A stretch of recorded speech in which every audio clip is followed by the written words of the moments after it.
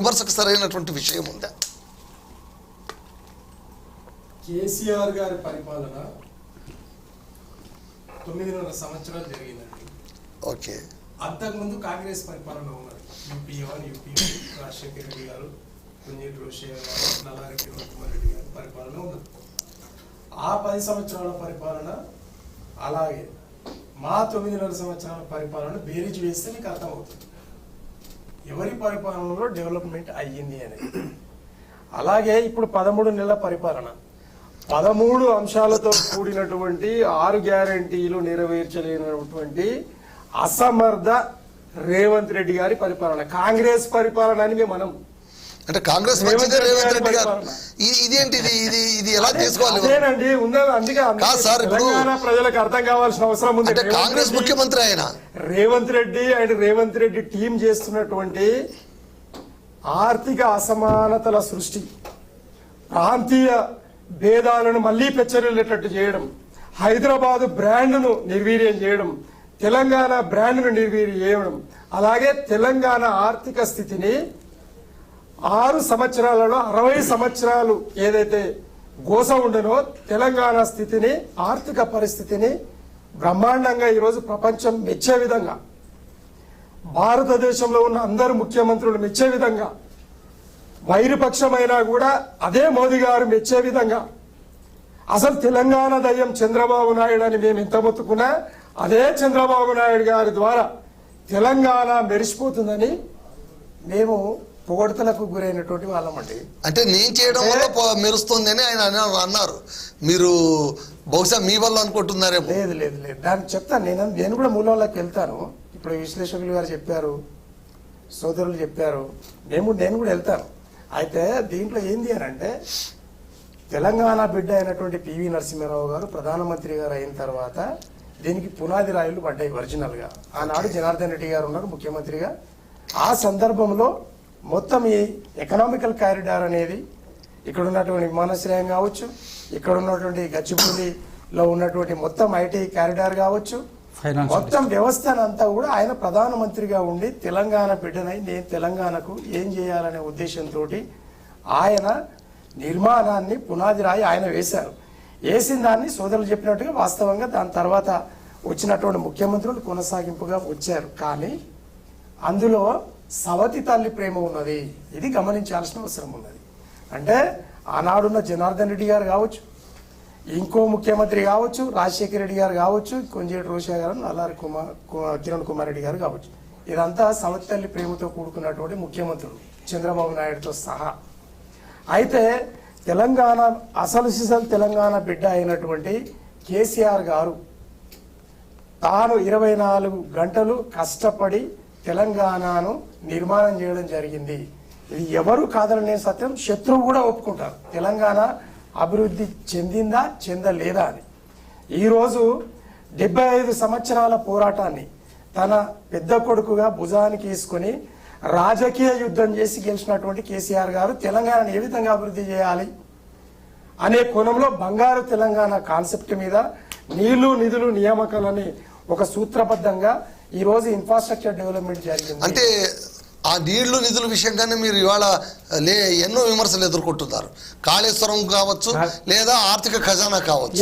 దానికి మీరేం చెప్తారు? ఎగ్జాక్ట్లీ. అయితే కాళేశ్వరం కమిషన్ వేసిండ్రు, రేపు మాపు తేలబోతుంది. విద్యుత్ ప్రాజెక్టుల మీద కమిషన్ వేసిండ్రు, రేపు మాపు తేలబోతుంది. ఇండస్ట్రియల్ కారిడార్స్ మీద కమిషన్ వేసిండ్రు, రేపు మాపు తేలబోతుంది. కేటీఆర్ గారి మీద ఏసీబీ కేసులు పెట్టిరు, రేపు మాపు ఏం తేలబోతుంది. కవితమ్మ గారి మీద అది కూడా మీరు చెప్పాలి. ఆయన ఏమో చెప్తారు, నేను జైలుకు వెళ్తా చేస్తా, పాదయాత్ర చేస్తా, సీఎం అవుతా అంటున్నారు. అదే మళ్ళీ ఏం తేలబోతుంది. ఏమంటున్నామంటే, ఈరోజు తెలంగాణ ప్రజలు ఏదైతే ఆకాంక్షించిండ్రో ఆ ఆకాంక్షలకు అనుకూలంగా రాజకీయ యుద్ధం చేసి ఒక రాష్ట్రాన్ని సాధించడం జరిగింది. సాధించిన రాష్ట్రాన్ని, స్వరాష్ట్రాన్ని సురాష్ట్రంగా మార్చాలనే ఉద్దేశంతో ఖచ్చితంగా పెట్టుబడుల విషయానికి వస్తే ఈరోజు 4 లక్షల కోట్ల పెట్టుబడులు 9.5 సంవత్సరాలలో సృష్టి చేయడం జరిగింది.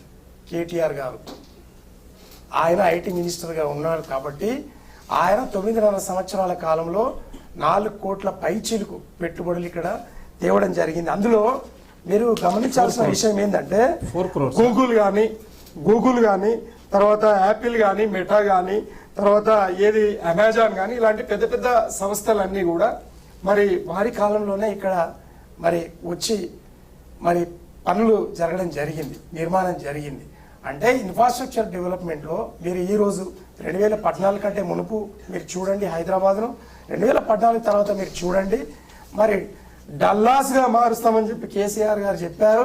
మరి డల్లాసా కాదా అనేది మీరు ఈరోజు చూడాలి సార్. మరి డల్లాస్ గా మార్చింటే ఆయన అధికారం ఎందుకు జార విడుచుకున్నారు సార్? అధికారం జార విడవడానికి తర్వాత అభివృద్ధికి 2 తేడా ఉన్నాయి. కేసీఆర్ గారి పరిపాలనలో ఇప్పుడు కూడా కేసీఆర్ గారిని ఒక ఉద్యమకారుడిగా మీరు చూడండి అర్థమవుతాడు, ఒక ముఖ్యమంత్రిగా చూడండి అర్థమవుతాడు, అలాగే ఒక ప్రతిపక్ష నాయకుడిగా చూడండి అర్థమవుతాడు. లేడు, కనబడతలేడు కదా. కాబట్టి మీరు ఆయనను వేరే వేరే రకాలుగా చూడాలి, అన్ని ఒక జతగట్టి చూస్తే అర్థం కాదు. ఓటమికి కారణం ఏంది అంటే ముఖ్యంగా చేసిన అభివృద్ధిని మా ఎమ్మెల్యేలు మా ఎంపీలు ప్రజల వద్దకు చేర్చకపోవడం పెద్ద పొరపాటు. ఓకే ఓకే, ఆ పాయింట్ మళ్ళీ మాట్లాడదాం. సార్ ఇస్మాయిల్ గారు, సార్ చెప్పండి సార్, అసలు ఈ 2 తెలుగు రాష్ట్రాలు సక్సెస్ అయ్యాయా లేదా కేవలం పొలిటికల్ హైపా? మనమైతే ఇప్పుడు ఇక్కడ కూర్చున్న మిత్రులు సరే ఏ రాజకీయ పార్టీ ఉన్నా లేదంటే ప్రభుత్వ అధికారంలో ఉన్న వాళ్ళు కానివ్వండి ప్రతిపక్షంలో ఉన్న వాళ్ళు కానీ వాళ్ళ విశ్లేషణలు వాళ్ళ పార్టీ కోణంలో ఉంటాయి. అందుకే ఓవరాల్ గా మిమ్మల్ని చెప్పండి. మనం మాట్లాడుకుంటే సూటిగా మాట్లాడుకుంటే ప్రజల వైపు నుంచి ఆలోచించి మాట్లాడుకోవాల్సిన అవసరం. ఇవాళ ఏ రాష్ట్ర ముఖ్యమంత్రి అయినా అధికారంలోకి వచ్చిన తర్వాత ఏదైతే ఎన్నికల ముందు ఇచ్చినటువంటి వాగ్దానాలు కానివ్వండి, ఆ తర్వాత ఈ రాష్ట్రానికి ఏ రకమైన అభివృద్ధి చేస్తే కనుక మళ్ళీ మనకు భవిష్యత్తు ఉంటుందనేటువంటి విషయాల మీద ఖచ్చితంగా శ్రద్ధ పెడతారు. అయితే గతంలో ఉన్నటువంటి ముఖ్యమంత్రులు గతంలో ఉన్నటువంటి మంత్రులు వెళ్ళినట్టుగానే ఈసారి కూడా రేవంత్ రెడ్డి గారు రెండు దఫాలుగా విదేశీ పర్యటన చేశారు. మొన్న దావోస్ పర్యటన మీద ఇప్పుడు కొంత రాజకీయంగా చర్చ జరుగుతూ ఉంది, మనం కూడా ఈరోజు మాట్లాడుకుంటున్నాం. ఈ దావోస్ పర్యటనకు వెళ్ళడం, అక్కడ పెట్టుబడులను ఆకర్షించడం, ఆ పెట్టుబడుల కంపెనీలన్నింటినీ ఆకర్షించడం, ఇక్కడ ఎక్కడెక్కడైతే మనకు వనరులు ఉన్నాయో ఎక్కడెక్కడైతే అవసరాలు ఉన్నాయో వాటన్నింటినీ కూడా పరిశీలించి మనకు ఎంత ఎక్కువ పెట్టుబడులు తీసుకొస్తే మనకు ఉపయోగం జరుగుతుంది, ఉద్యోగాలు కానీ ఉపాధి అవకాశాలు కానివ్వండి, తర్వాత ఇక్కడ కంపెనీలు రావడం వల్ల ఇక్కడ ఉన్నటువంటి ప్రజలకు జరిగేటువంటి ఉపయోగం కానీ వీటన్నిటి దృష్టిలో పెట్టుకొని వాళ్ళకి ప్రయత్నం చేస్తారు. అయితే రేవంత్ రెడ్డి గారు వెళ్ళారు, మన పక్క రాష్ట్రమైన ముఖ్యమంత్రి చంద్రబాబు నాయుడు కూడా వెళ్ళారు. అయితే ఈ విదేశీ పర్యటనకు వెళ్ళేటప్పుడు తర్వాత మరీ ముఖ్యంగా సింగపూర్ కానీ దావోస్ సంబంధించి వెళ్ళినప్పుడు పెట్టుబడులను ఆకర్షించే విషయంలో గతంలో కొంత సీనియర్గా ఉన్న చంద్రబాబు నాయుడు గారు అనేక సందర్భాల్లో కొంత ఫలితాలు సాధించినారు, తీసుకురాగలిగినారు, పెట్టినారు. ఇప్పుడు రేవంత్ రెడ్డి వైపు అందరి చూపు ఉంది కాబట్టి కొత్తగా ఈ చర్చ జరుగుతూ ఉంది, కొంత ఆసక్తికరంగా కూడా మారింది.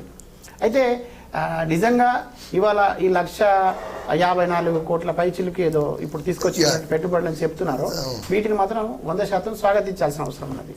అయితే ఇక్కడ సమస్య ఎక్కడ వచ్చిందంటే పెట్టుబడులు తీసుకురావడం కోసం వాళ్ళు ఏ రకమైనటువంటి ప్రయత్నాలు చేసినారు, తర్వాత ఆ పెట్టుబడులు తీసుకువచ్చిన తర్వాత ఇక్కడ ఎట్లా దాన్ని అమలు చేస్తారు, తర్వాత ఈ పెట్టుబడులకు సంబంధించిన అవగాహన కుదిరిందా లేదంటే ఒప్పందం కుదిరిందా, తర్వాత పెట్టుబడులు ఆల్రెడీ వచ్చినాయా లేదా అనే అంశాల మీద కూడా ఇప్పుడు కొన్ని అనుమానాలు ఉన్నాయి, అపోహలు కూడా ఉన్నాయి. అయితే వీటిని నివృత్తి చేయాల్సిన అవసరం ఉన్నది. దావోస్ పర్యటన వెళ్ళాం, నిధులు తీసుకొచ్చాం, ఇన్ని లక్షల కోట్లు తీసుకొచ్చామని కాంగ్రెస్ పార్టీకి సంబంధించినటువంటి ప్రచారం పెద్ద ఎత్తున జరుగుతూ ఉంది.